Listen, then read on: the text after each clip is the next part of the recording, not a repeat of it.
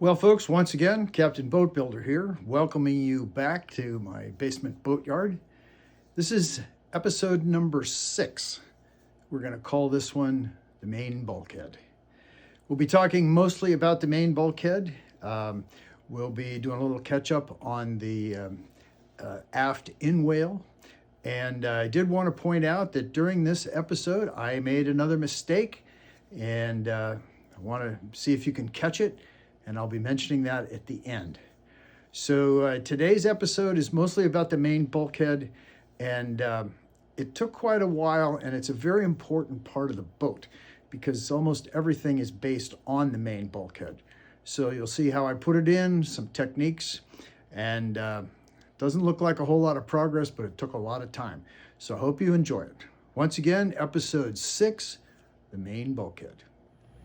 I have the transom in-whale in place now, and looking at the instruction manual, you can see how they use little wooden tabs all along the in-whale to hold it in position, and then they drive nails directly into the tops of the hull planking. Well, first of all, I didn't want to drive any nails into the hull planking, and second of all, the more I got into this, I realized that it was going to take quite a bit of squeezing and maneuvering to get this thing to fit. So here's what I wound up doing. I wound up just using clamps. And you can see, again, I used a lot of them. And with the clamps, I was able to get this thing into position just right with the correct bend. And I found the clamps to be very satisfactory because they produced a lot more pressure. And one of the things they say is to try to make sure that the in-whale makes a nice fair curve across the top of the transom, and I think I've achieved that. But this is another place where I deviated just slightly from the manual, and I think the result's going to be pretty good. Moving on to the main bulkhead, gluing the doublers. This extra piece of wood right here, and there's one on the other side. That's what they refer to as the doublers because they're doubling the thickness of the main bulkhead. You can see the reminder that the doublers, again, these are the doublers, go on the front side, and the front side is where they have these alignment marks, and these are mostly for the daggerboard case, the daggerboard trunk. One of the things that I wanted to point out, I wasn't quite sure that this was important, but now I see that it is. They recommend that you clamp this on the corner of your table, of course with the plastic so nothing sticks. And the reason for that is that the main bulkhead piece and the doublers to a certain extent have just a little bit of warpage in them. When I laid them out flat, I could see it clearly. But when you clamp it like this, and you clamp it at that end and here and all the way around to the other end, to the corner of your table, you're going to get something that's just about perfectly flat. Also, you might check with a long straight edge to make sure that your table really is flat. But this is the beginning of the main bulkhead, and it's going just exactly as the instructions would have you. What we have here is the main bulkhead. The doublers have, of course, been connected there on the other side. And what I've done is I've coated both sides with 3 coats of epoxy resin, and I've done some very careful sanding in between each coat. So what I'm trying to get is I'm trying to get a very, very smooth surface. And I'm trying to do all this work before I put it in the boat because it's much easier to work on the bench than it is in the boat itself. When I get ready for the final installation, it will all be sanded again as smooth as possible, probably with 220, and that's in eventual preparation for varnish. I will be using rougher sandpaper along this edge, these edges, and along the bottom here, and that'll be for bonding this to the hull. But I'm finding that if I can finish things before I put them in the boat, they're easier to work on, and I hope that this is going to pay big dividends. As you read through the directions, they constantly talk about dry fitting pieces.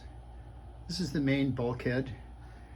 It's been coated 3 times with epoxy, and it's been very heavily sanded, carefully sanded. It's ready for varnish right now.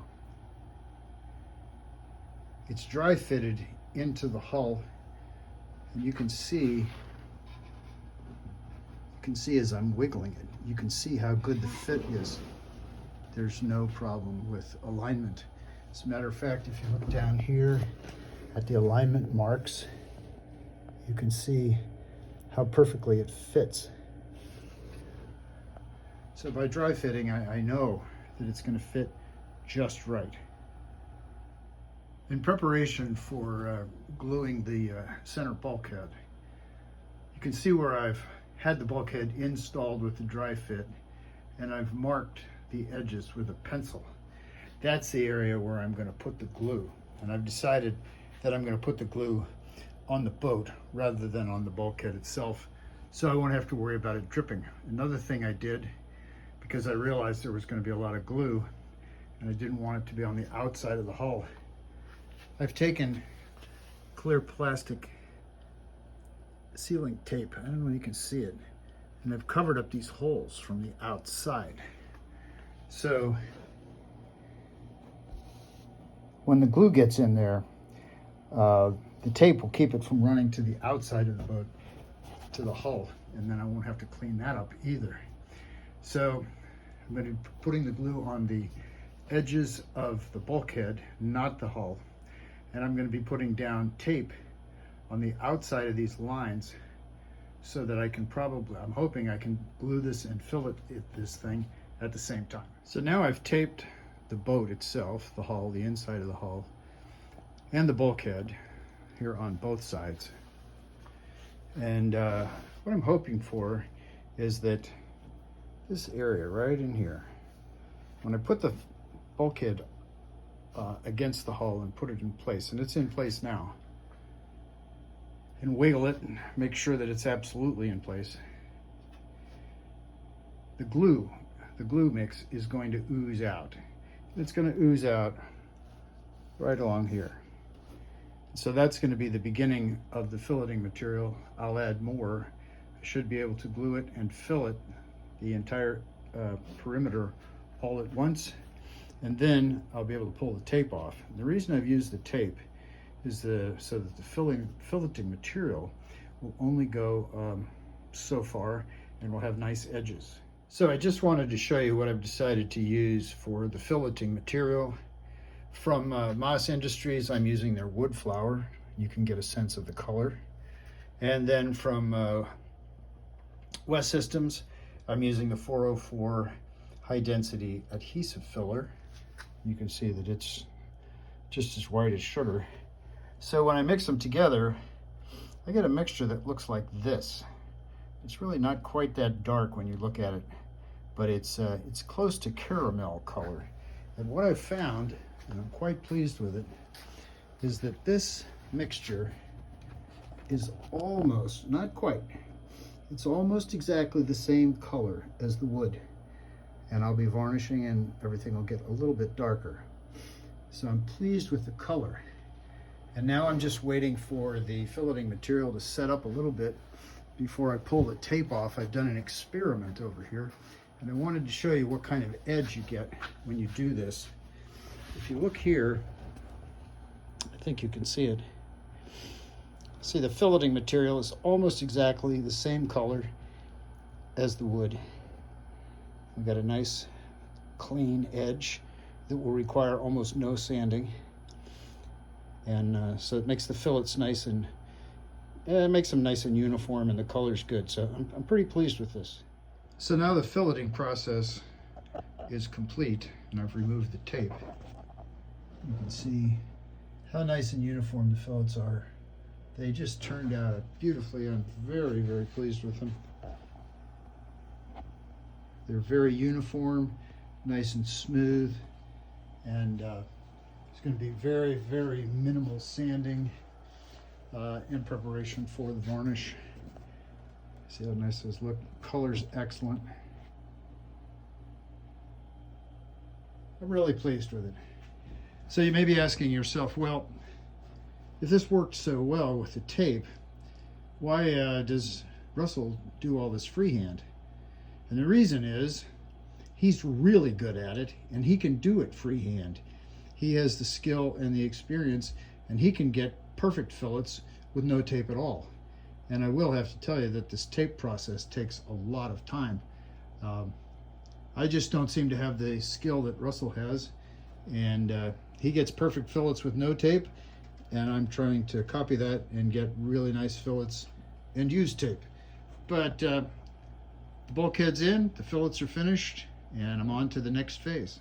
Well, folks, that's about it for today. Just as a preview, you're looking at the main deck panel upside down, and this is, you can see the spear shape. This is where the boat, of course, gets the name, the PT Spear. Cut the hole for the access to the compartment below the deck. And here we've got the boat upside down. Been working a little bit upside down. And what's underneath, in the way of a preview, is I've got the daggerboard case finished. I've got the back seat finished. I've got quite a few things finished. And so that's a little preview of what's coming up in future videos. And going back to the question that I asked at the beginning, wonder if any of you caught my error.